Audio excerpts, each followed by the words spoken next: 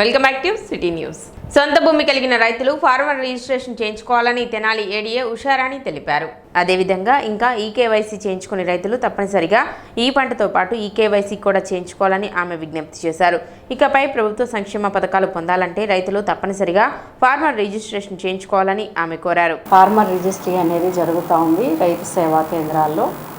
ఇప్పటివరకు చూసుకుంటే మన తెనాలి మండలంలో 7,000 రైతులకి ఫార్మర్ రిజిస్ట్రేషన్స్ అనేది కంప్లీట్ చేయడం జరిగింది.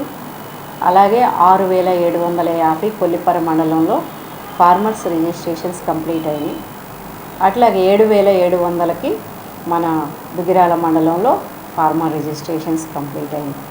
కానీ రైతు సోదరులందరికీ ఒక మనవి, తప్పనిసరిగా మరలా మీరు ఖరీఫ్లో పంటలు వేసుకునే ముందు దయచేసి ఎవరెవరైతే భూ యజమానులు ఉన్నారో వాళ్ళు మరి ఆయా మండల పరిధిలో ఉన్నా లేదా వేరే ప్రాంతాల్లో ఉన్నా తప్పనిసరిగా మీరందరూ కూడా మీ యొక్క వివరాలను నమోదు చేయించుకొని మన కేంద్ర ప్రభుత్వం వారు ఇచ్చేటువంటి యూనిక్ ఐడి నెంబర్ని కనుక మీరు కలిగి ఉన్నట్లయితే ముందుగా మనకి ఎటువంటి ప్రభుత్వం నుండి మరి సంక్షేమ పథకాలు అందాలన్నా లేకపోతే ఏదైనా పంట నష్టపరిహారం కలిగినప్పుడు ఆ నష్టపరిహారం మనకి అందాలన్నా తప్పనిసరిగా ఈ యూనిక్ ఐడి అనేది మరి ఒక మనిషికి ఆధార్ నంబర్ ఎంత అవసరమో ఈ రైతులకి యూనిక్ ఐడి అంత అవసరం అనేది కేంద్ర ప్రభుత్వం రాష్ట్ర ప్రభుత్వాలు కలిసి ఈ విధంగా ఈ ప్రక్రియని ప్రారంభించారు. కాబట్టి తప్పనిసరిగా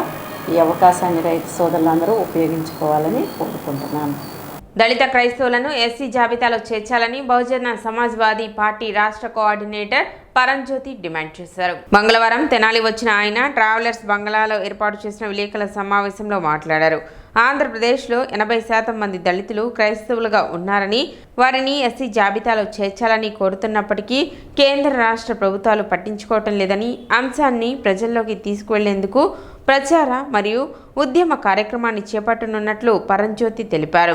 త్వరలోనే దీనిపై విజయవాడలో బహిరంగ సభను నిర్వహించదలిచినట్లు చెప్పారు. క్రిస్టియన్ కోఆర్డినేషన్ కౌన్సిలర్ నేషనల్ దళిత ఆర్గనైజేషన్ తరపున రాష్ట్ర వ్యాప్తంగా ప్రచారం చేసి దానిని ఉద్యమంగా తీసుకొచ్చి ప్రజలందరినీ చైతన్యపరచనున్నట్లు చెప్పారు.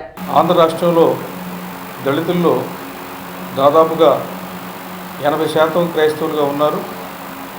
అయినప్పటికీ మరి వాళ్ళు ఎప్పటి నుంచో దళిత క్రైస్తవులు ఎస్సీ జాబితాలో చేర్చమని అడుగుతూ ఉన్నారు.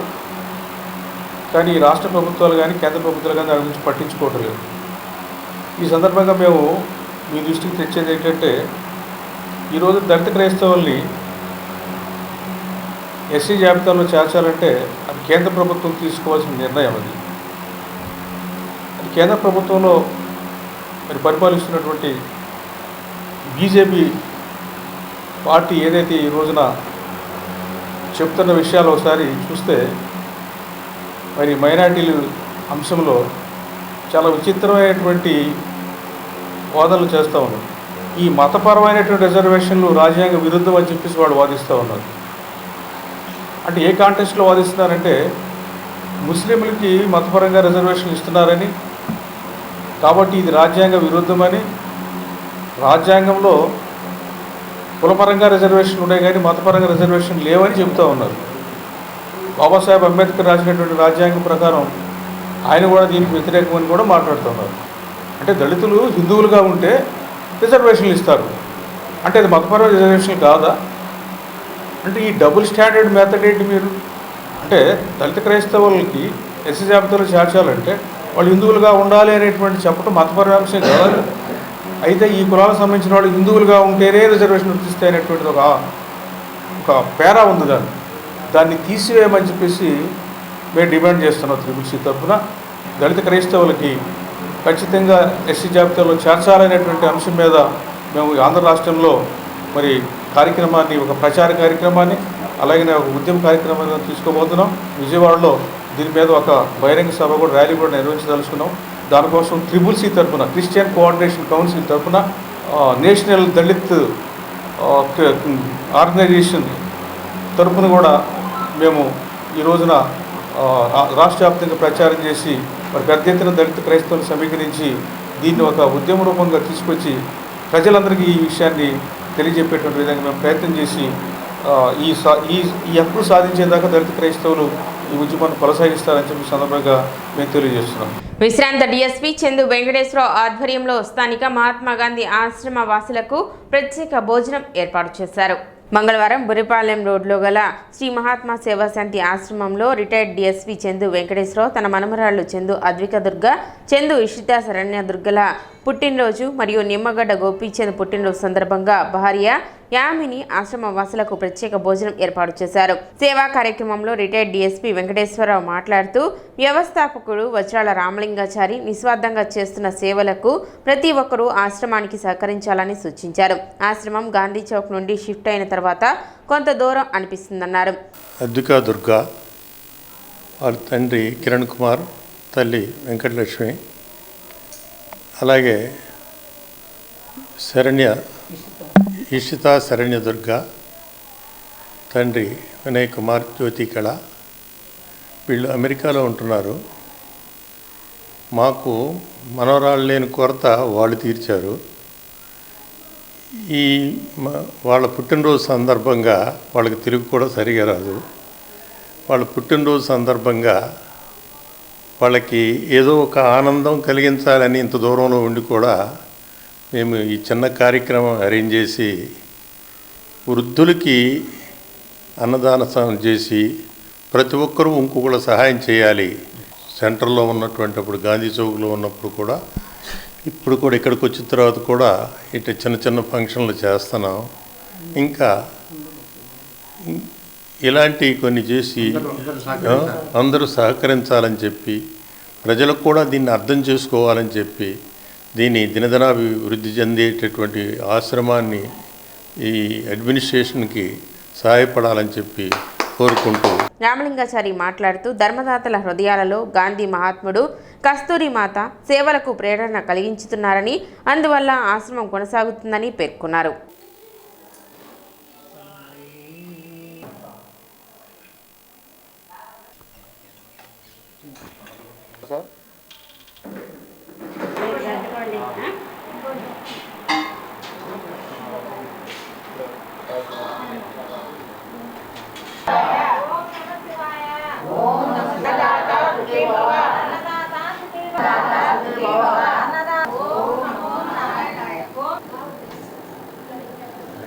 రిటైర్డ్ డిఎస్పీ గారు చందు వెంకటేశ్వరరావు గారి ఇద్దరు మనవరాళ్ళు చందు అద్విక దుర్గా, చందు ఇషిత శరణ్య దుర్గా ఇద్దరు పుట్టినరోజు సందర్భంగా తాతయ్య గారు వెంకటేశ్వరరావు గారు, అట్లాగే నాయనమ్మ శ్రీమతి నగరాజు లక్ష్మీకుమారి గారు, తండ్రి వినయ్ కుమార్ గారు, తల్లి జ్యోతికల్ గారు వచ్చారు. అదేవిధంగా అద్విక దుర్గ గారి తండ్రి కిరణ్ కుమార్ గారు, తల్లి వెంకటలక్ష్మి గారు, అట్లాగే ఇషిత గారి తల్లి జ్యోతికళ గారు, తండ్రి వినయ్ కుమార్ గారు, అట్లాగే నిమ్మగడ్డ గోపీచంద్ గారి పుట్టినరోజు సందర్భంగా వారి శ్రీమతి యామిని గారు ఈరోజు ఆశ్రమవాసులకు ప్రత్యేక భోజనం ఏర్పాటు చేస్తున్నారు. ప్రత్యేకంగా నేను చెప్పదలుచుకుంది ఏంటంటే, గాంధీ మహాత్ముడు వీళ్ళందరూ హృదయాలు ఏర్పడి త్వరపడి ఆశ్రమానికి వెళ్ళి కొంత ఫండ్ ఇవ్వండి, వృద్ధులకు భోజనాలు పెట్టండి అని చెప్పినట్టు అనిపిస్తుంది నాకు. ఇందాక మేడం గారు ఒక ఆమె అన్నారు, ఏమనంటే దూరంగా ఉందండి రావడం ఇబ్బంది అని. గాంచౌకలో ఉన్నప్పుడు బాగానే ఉంది, కానీ స్వామి ఇక్కడికి వచ్చారు, మనం చేశారు. అట్లాగే చంద్ర వెంకటేశ్వర గారు రిటైర్డ్ డిఎస్పీ, వారు ఎంతో సర్వీస్ చేసి అలసిపోయి కూడా ఈ ఎండలో కూడా వచ్చి కూడా వృద్ధులకు భోజనాలు పెట్టాలంటే అది నిజంగా గాంధీ గారి ప్రేరణ. పట్టణానికి చెందిన ఆయుర్వేద వైద్యులు గుత్తికొండ హనుమంతరావు, నాగరాజు కుమారి దంపతులు కాలినడకన కాశీయాత్రను పూర్తి చేసుకుని తెనాలికి చేరుకున్నారు. జనవరి 9వ తేదీన తెనాలి నుండి కాశీయాత్ర ప్రారంభించిన వారు తెనాలి, విజయవాడ, భద్రాచలం, కుంట, రాయపూర్, అంబికాపూర్ల మీదుగా 70 రోజుల పాటు కాలినడకన 1600 కిలోమీటర్లు ప్రయాణించి కాశీకి చేరుకున్నారు. కాశీయాత్రను ముగించుకొని తెనాలికి చేరుకున్న వారిని పలువురు సత్కరించారు. దోనేపూడి గ్రామ వాస్తవ్యులు తెనాలి జ్ఞానసుధన దంపతులు, అంగలగుదురు వాస్తవ్యులు హనుమంతరావు, నాగరాజ కుమారి దంపతులను ఘనంగా సత్కరించారు. నేను కాశీకి జనవరి 9వ తారీఖున ఈ నివాసం నుండి కాశీ తెనాలి కృష్ణుల వారి గుడి దగ్గర నుండి బయలుదేరామండి. బురిపాలెం రోడ్డు తెనాలి నుండి కాశీ పాదయాత్ర నా ధర్మపత్ని నేను బయలుదేరడం జరిగింది. జనవరి 9వ తారీఖు బయలుదేరి విజయవాడ మీదుగా భద్రాచలం నుండి కుంట, జగదలపూరు నుండి రాయ్పూర్ నుండి బిలాస్పూర్ నుండి అంబికాపూర్ నుండి వాడ్రాప్ నగర్ నుండి వారణాసి రూట్ అండి. ఇవన్నీ చూసుకుంటూ దారిలో మేము అన్నీ కూడా దేవాలయాలమ్మటే పడుకోవటం జరిగింది. కొన్నిసార్లు దేవాలయం లేని చాట మేము అక్కడక్కడ టోల్గేట్ దగ్గర 2 సార్లు స్టే చేసామండి రూముల్లో. 70 రోజుల తర్వాత ఒక 7 రోజులు ఉండి మళ్ళీ మేము రిటర్న్ ట్రైన్కి వచ్చామండి. వచ్చిన తర్వాత మా ఊరు పెద్దలు అందరూ కూడా మా దోనేపూడి ఫ్యామిలీ భార్యాభర్తలు వెళ్ళారు కాబట్టి మీరు అందరూ దోనేపూడి వచ్చి మీ అందరూ కూడా మీ దర్శనం చేసుకోవాలి, మీ పాదసేవ చేసుకోవాలని పెద్దలు పిల్లలు అందరూ కూడా చాలా సన్మానం చేసి వారందరూ కూడా భోజనాలు అవి ఏర్పాట్లు చేసి మా గ్రామం అంతా కూడా బాగా సహాయ సహకారాలు అందించిన వారికి గ్రామ పెద్దలకి అందరికీ కూడా కృతజ్ఞతలు చెప్తున్నానండి. కాశీ వెళ్తామని అని చెప్పేసి 2 రోజుల ముందు చెప్పారు. నువ్వు ఒక్కడవే వెళ్తానంటే కాదు, నువ్వు ఒక్కడవే అంత దూరం వెళ్ళలేవు, నేను వస్తానన్నాను. అంటే మరి నువ్వు నడవగలుగుతావా అన్నారు. నేను నడుస్తాను అన్నాను. దారిలో అన్ని ఇబ్బందులు ఉన్నాయని ధైర్యంగా వెళ్ళామండి. స్వామి నమ్మకంతో 70 రోజులు చేరాము.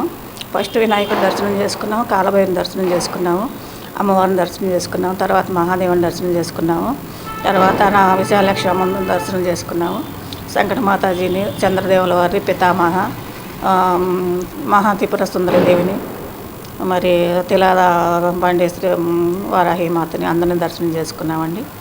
వారం రోజులు ఉండి క్షేమంగా ఇంటికి చేరామండి. పట్టణ ఇస్లాంపేటలోని కృష్ణ బలిజ కమ్యూనిటీ హాల్ నందు సీతారామ కళ్యాణోత్సవం నిర్వహించారు. గత 48 సంవత్సరాలుగా నిర్వహిస్తున్న శ్రీరామనవమి వేడుకలలో భాగంగా సీతారామ కళ్యాణోత్సవం ముగింపు సందర్భంగా భక్తులకు అన్నప్రసాద వితరణ చేశారు. కార్యక్రమంలో కోలవాసు, అన్నం మురళి, అన్నం నాగయ్య, అన్నం రాజా, వెంకట్రావు, కోల రవిశంకర్, అన్నం మణి, గంజి సాయి, కిషోర్, కృష్ణ, అన్నం సాయి, కోల అయ్యప్ప, శ్రీనివాసరావు తదితరులు పాల్గొన్నారు.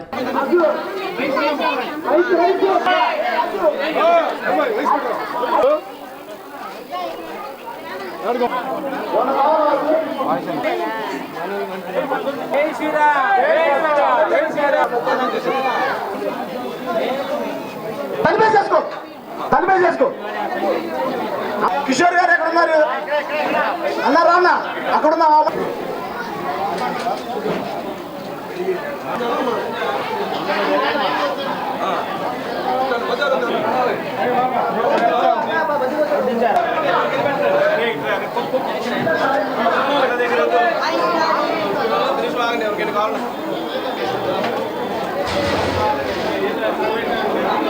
ఈరోజు కృష్ణ బలిజ కమ్యూనిటీ హాల్ ముందు 18వ వార్డు 17వ వార్డుకు సంబంధించినటువంటి కులమతాలకు అతీతంగా గత 48 సంవత్సరాల నుంచి ఇస్లాంపేటలో హిందూ ముస్లిం రోడ్లో శ్రీ సీతారాముల కళ్యాణం ఎన్నో సంవత్సరాల నుంచి చేస్తున్నాం.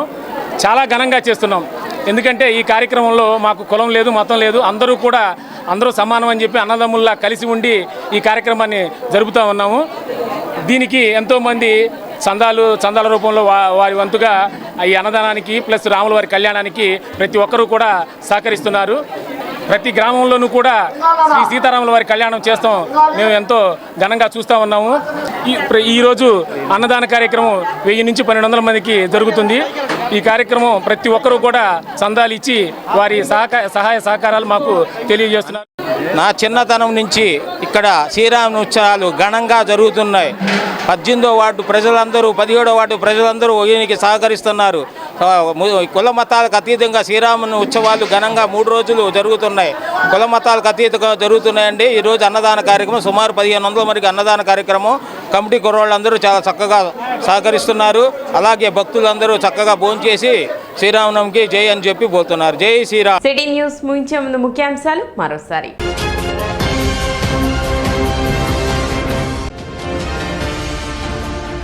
అకాల వర్షాల పట్ల రైతులు అప్రమత్తంగా ఉండాలి. తెనాలి ఏడీఏ ఉషారాణి సూచన.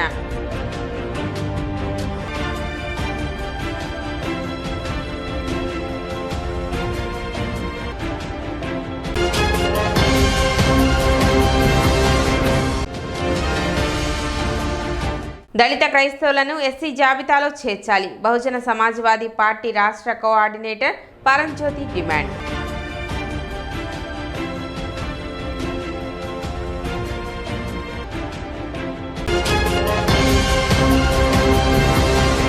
సిటీ న్యూస్ ఇంతటితో సమాప్తం. నమస్కారం.